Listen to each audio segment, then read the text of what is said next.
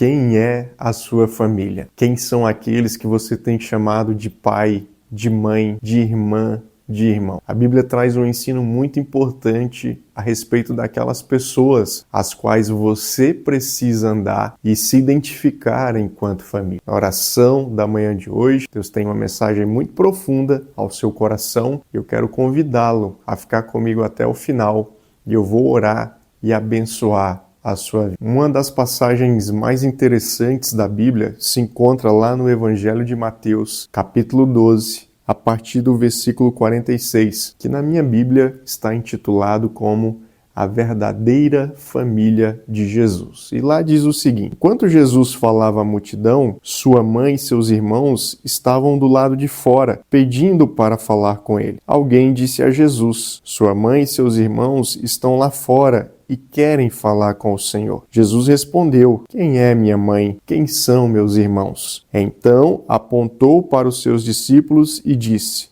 vejam, estes são minha mãe e meus irmãos. Quem faz a vontade de meu Pai que está no céu é meu irmão, minha irmã e minha mãe. Querido, olha só que palavra interessante, olha só que palavra abençoada da parte de Jesus. Quando nós olhamos para o nosso plano terrestre, a nossa vida terrena, obviamente nós identificamos com a filiação paterna e materna. Você e eu fomos gerados a partir de um pai e uma mãe biológica. Não existe outro processo de se nascer senão por essa forma, ou seja, um homem e uma mulher que se unem seus materiais reprodutivos genéticos para poder gerar uma nova vida. Com exceção, claro, de Jesus, porque Jesus ele foi gerado pelo Espírito, pelo próprio Deus, no útero de uma mulher. Ou seja, com exceção de Jesus e também de Adão e Eva, que Adão foi criado pelo próprio Deus a partir do barro da terra e Eva foi criada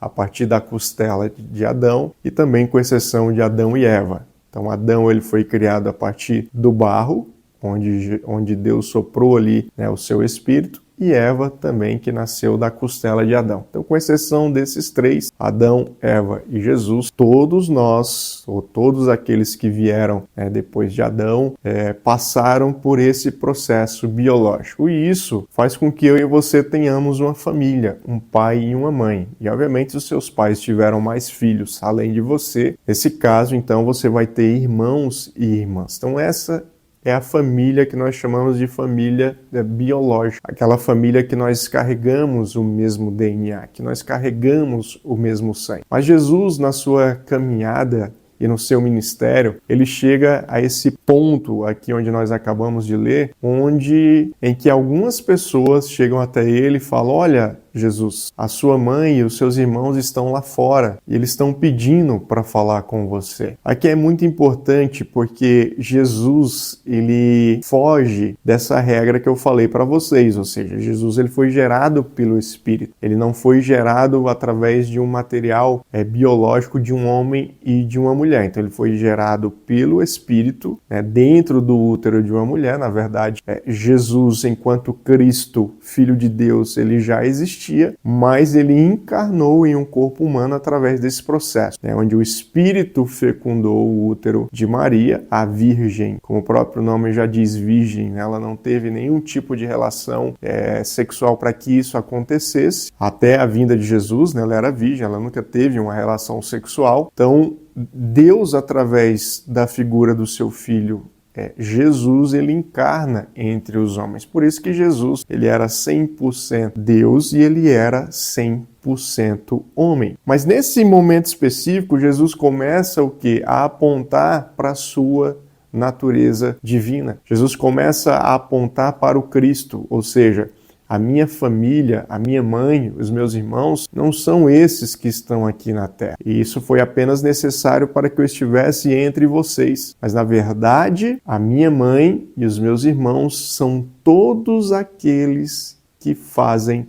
a vontade do meu Pai que está no céu. Então essa revelação de Jesus, ela traz um entendimento para a gente muito amplo a respeito do conceito da eternidade. Porque no plano terreno, nós temos um início, um meio e um fim. É muito provável que talvez os seus pais já não estejam mais presentes com você, ou talvez já estejam numa idade avançada, prestes a partir desse plano terreno para uma vida eterna. Pode ser que o contrário também. Às vezes alguns pais, infelizmente, acabam perdendo os filhos ainda em vida. Os filhos vão antes dos pais. Então o que Jesus está falando? Jesus fala que a vida cristã, ela vai muito mais além do que a nossa vida terrena. Ou seja, na verdade, nós temos uma grande família, ou nós fazemos parte de uma grande família. E nós identificamos os membros dessa família entre todos aqueles que fazem a vontade de Deus. Todos aqueles que cumprem a vontade de Deus. Todos aqueles que buscam viver o Evangelho nas suas vidas. Esses verdadeiramente fazem parte da nossa família. E de forma figurativa, Jesus diz, esses são os nossos irmãos, as nossas irmãs, as nossas mães. São todos aqueles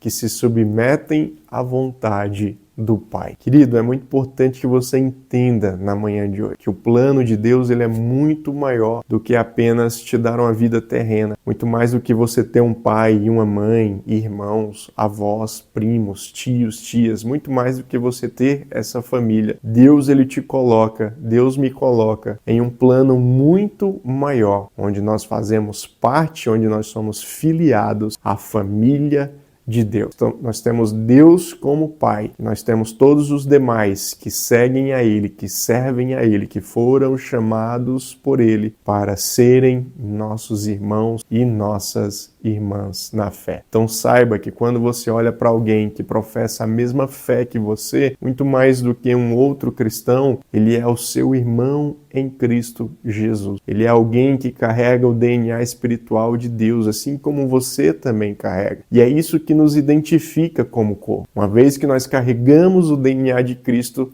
nós manifestamos o seu amor, a sua graça, o seu perdão, a sua plenitude. Então são características que nos identificam e fazem com que eu e você sejamos irmãos na fé. Então, em cima dessa palavra, em cima dessa mensagem, eu gostaria de orar pela sua vida e te abençoar em nome de Jesus. Primeiro, para que você entenda que a sua família é muito maior do que aquela que os seus olhos conseguem ver. E segundo, para que você perceba o seu papel, a sua função, o cuidado que você deve ter com seu irmão, sua irmã, na fé, e o cuidado também que você pode receber da parte dele. Senhor, meu Deus e meu Pai, eu quero nesse momento colocar a vida do meu irmão e da minha irmã diante do Senhor, Pai. Em primeiro lugar, te agradecendo pela sua vida, te agradecendo pelo seu chamado, te agradecendo porque o Senhor tem falado ao seu coração, o Senhor tem ministrado a ele. E que em nome de Jesus, Deus, ele possa entender que no plano espiritual existe algo muito maior instituído pelo Senhor, uma família de irmãos e irmãs, de pessoas que te adoram, que te buscam e que te servem em espírito e em verdade. E que através desse entendimento, Pai, nós possamos cuidar uns dos outros, que nós possamos orar uns pelos outros, que nós possamos abençoar a vida de um aos outros, Pai, fazendo com que cada um seja edificado, com que cada um seja fortalecido, com que cada um viva cada dia mais a plenitude de Cristo Jesus. Que nós possamos entronizar a Tua palavra, Teu Evangelho no nosso coração, que possamos vivê-lo a cada dia, Pai, exalando Ele na vida daquelas pessoas que estão precisando ouvir essa mensagem e que também foram chamados para fazer parte da Tua família. Então eu quero orar e agradecer desde já, em nome de Jesus. Então, se você crê nessa palavra, se você crê nessa mensagem, já clica aqui no like, no coraçãozinho aí, e aproveita para deixar o seu comentário. Quem é o irmão, quem é a irmã em Cristo Jesus,